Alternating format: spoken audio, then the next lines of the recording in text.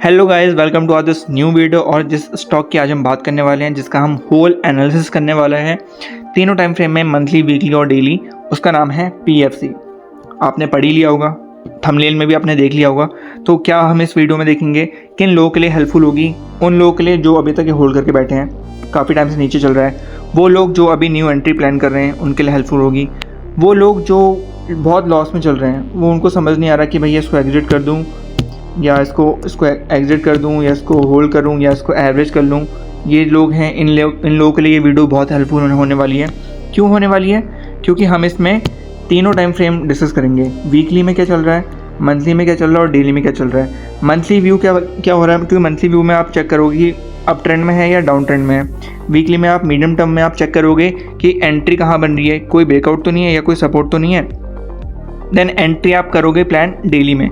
तो ये हम हर वीडियो में समझाते हैं कि आपको क्या क्या करना है।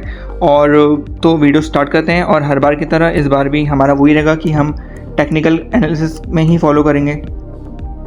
टेक्निकल एनालिसिस हम फॉलो करते हैं, तो फंडामेंटल आपको मैटर नहीं करता। टेक्निकल एनालिसिस में क्या क्या आता है?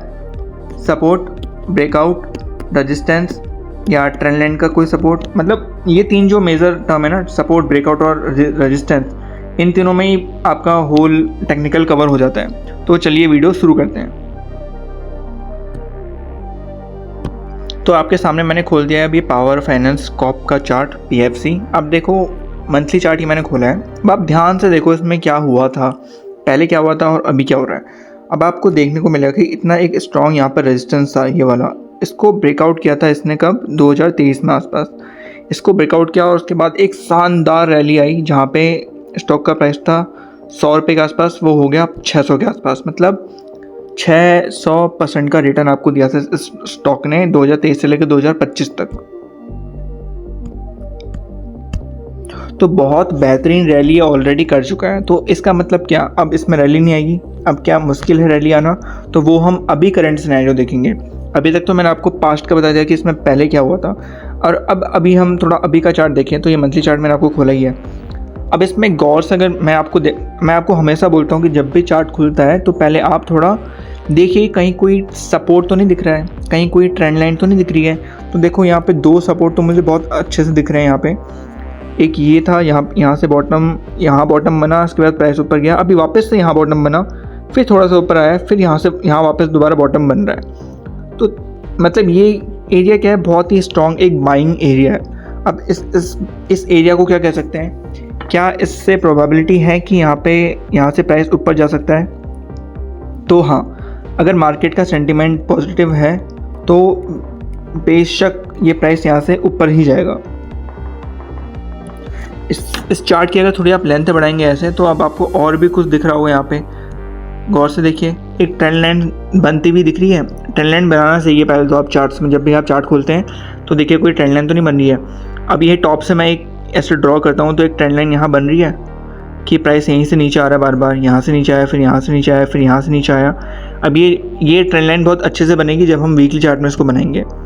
तो मंथली चार्ट में ओवरऑल हम क्या देख रहे हैं कि पूरा मतलब 5-6 महीने से कंसोलिडेशन फेज में RSI 60 के नीचे है। तो it means not so bullish है, मतलब बहुत बुलिश नहीं है और बहुत बियरिश भी नहीं है।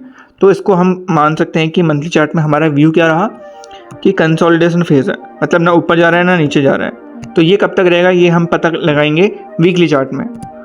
तो वीकली चार्ट में जब हम चलते हैं तो वीकली चार्ट में हम क्या देखते हैं कि वीकली चार्ट में आप देखो, एक बार हम इसको थोड़ा जूम आउट कर दें वीकली चार्ट में।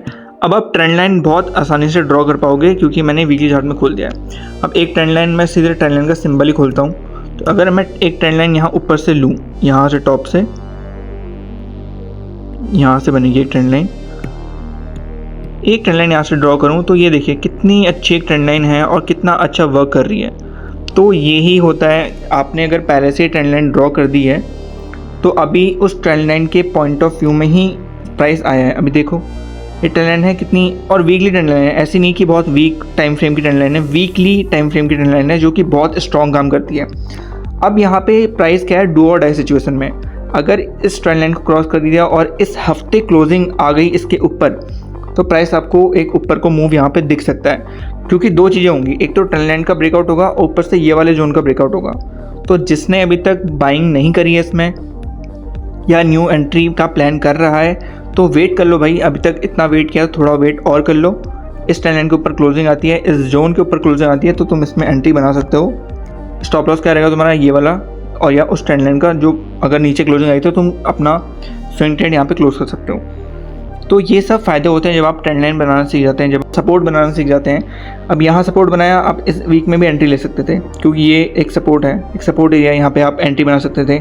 वॉल्यूम अच्छा है, एक अच्छा साइन यहाँ पे ये है। अगर मार्केट पॉजिटिव रहा तो PFC का चार्ट आपको अभी कितना चल रहा है 409, तो ये 440 या 480 के आसपास आपको, अगर मार्केट पॉजिटिव रहा और इसने भी ये स्ट्रक्चर ब्रेकआउट कर दिया तो ये प्राइस आपको ऊपर जाता हुआ ज़रूर मिलेगा। तो वीकली चार्ट में हमारा क्या व्यू बन रहा है, इस ट्रेंड लाइन के ऊपर क्लोजिंग इस हफ्ते देता है तो आप इसमें एक बाइंग बना सकते हैं। अब देखते हैं डेली चार्ट में क्या। तो उन लोगों के लिए ये बहुत अच्छा है जिन्होंने अभी तक इसमें एंट्री नहीं बनाई है, एंट्री बना रहे हैं तो प्लान कर सकते हैं। और जो लोग अभी तक होल्ड कर रहे हैं तो भैया होल्ड कर ही लो अभी, ये तुम्हारा लास्ट स्टॉप लॉस रहेगा। इसके नीचे जाता है तो उसको आउट कर देना। अब डेली चार्ट में थोड़ा डिफाइन करते हैं कि डेली चार्ट में क्या हो रहा है। अब डेली चार्ट को थोड़ा जूम आउट करना पड़ेगा। अब ये देखो, डेली चार्ट में भी तुम्हें कंसोलिडेशन फेज एक दिख रहा है ना। ये कंसोलिडेशन फेज है, इतना गंदा वाला कब से चल रहा है, जनवरी 2025 से लेकर अभी तक चल रहा है। और अभी वही मैं कह रहा हूँ, इस कंसोलिडेशन फेज को ख़त्म होगा, ये ट्रेंड लाइन को ब्रेकआउट होगा तो तुम्हें डबल कंफर्मेशन मिल जाएगा। डेली में अभी 60 के पास पहुँच गया RSI, तो इट मीन्स अब देखो 60 से कितनी बार रजिस्ट हो चुका है, तुम ध्यान से देखो एक बार इसको, 60 से कितनी बार रजिस्ट हो चुका है एक बार काउंट करो तुम। यहाँ पे देखो, हमारा RSI को थोड़ा बड़ा कर देता हूँ, ये देखो प्राइस और मोमेंटम होता है RSI। देखो 60 से कितना रजिस्ट हुआ है, 1 2 3 4 5 6, ये छठी बार है जो 60 RSI को ट्राई करेगा। अगर इस बार 60 को तोड़ दिया, ऊपर को ब्रेकआउट दे दिया और उसके ऊपर क्लोजिंग आ गई तो भैया समझ जाना PFC में बम फटने वाला है, क्योंकि 60 को भी तोड़ेगा, इस जोन को भी तोड़ेगा, तो इट मीन्स कुछ तो होने वाला है इसमें। तो एंट्री अभी मत बनाओ, इस कंफर्मेशन के बाद बनाना। तो तीनों टाइम फ्रेम हमने डिस्कस करे हैं। वॉल्यूम हमने देख लिया, मोमेंटम हमने देख लिया, RSI पैटर्न हमने देख लिया, डेली में क्या व्यू बन रहा है, मंथली में क्या व्यू बन रहा है और वीकली में क्या व्यू बन रहा है, वो हमने सब कुछ डिस्कस कर लिया है। तो एक बार वापस से रिवाइज कर लेते हैं। So guys, this is all about PFC। हमने क्या क्या डिस्कस किया। मंथली में हमने क्या डिस्कस किया कि कंसोलिडेशन फेज में ना ऊपर जा रहा है ना नीचे जा रहा है। वीकली में हमने हमारा क्या व्यू रहा कि जो ट्रेंड लाइन है उसका ब्रेकआउट आ जाएगा और जो कंसोलिडेशन फेज है उसका ब्रेकआउट आ जाएगा, उसके बाद में इसमें एंट्री प्लान करना। डेली में आपको जब प्लान हो जाएगा तो उसको एग्जीक्यूट करना, ये हमारा डेली का व्यू है। अब 3 लोग की कैटेगरी हमने यहाँ बनाई थी। जो न्यू एंट्री है वो क्या करना चाहिए, जो ऑलरेडी होल्डिंग में है जिन्हें पहले खरीदा है वो, और जो लॉस फेस करें उनको क्या करना चाहिए। अब इन तीनों के लिए हमने अलग अलग सॉल्यूशंस यहाँ प्रोवाइड करें। न्यू एंट्री वाले अभी वेट करो, है ना, होल्ड करने वाले भी वेट करो। जो ट्रेंड लाइन का बॉटम है या जो सपोर्ट कंसोलिडेशन का बॉटम है उसके नीचे इसको निकाल देना, अगर नीचे जाता है तो। जो लॉस फेस कर रहे हैं उनके लिए भी सेम। तो मतलब तीनों कैटेगरी में अभी वेट ही करना है, अभी एंट्री नहीं है। एंट्री होगी आपकी कंफर्मेशन के बाद। प्रेडिक्शन में एंट्री नहीं होती मार्केट में, एंट्री होती है मार्केट में कंफर्मेशन के बाद कि कंफर्म हो गया तो उसके बाद हम एंट्री प्लान कर सकते हैं। तो आई होप आप लोगों को वीडियो पसंद आई होगी जो हमने PFC का डिस्कस किया है। तो प्लीज़ गाइस लाइक करिए, कमेंट करिए, शेयर करिए। कमेंट करिए कि आप कौन से स्टॉक के बारे में और एनालिसिस चाहते हैं, सो दैट कि हम उसके ऊपर भी वीडियो बना पाएँ। क्योंकि गाइस मैं इतनी मेहनत कर रहा हूँ सो दैट कि आपकी आइडियाज़ क्लियर हों, आपको सीखना सीखो। मैं हमेशा कहता हूँ कि जब भी आप चार्ट ओपन करते हैं तो सबसे पहले देखो कि कोई चार्ट का सपोर्ट तो नहीं बन रहा है। चार्ट के सपोर्ट के बाद देखो कोई ट्रेंड लाइन का सपोर्ट तो नहीं है, नीचे को या ऊपर को या इस साइड को इस साइड को।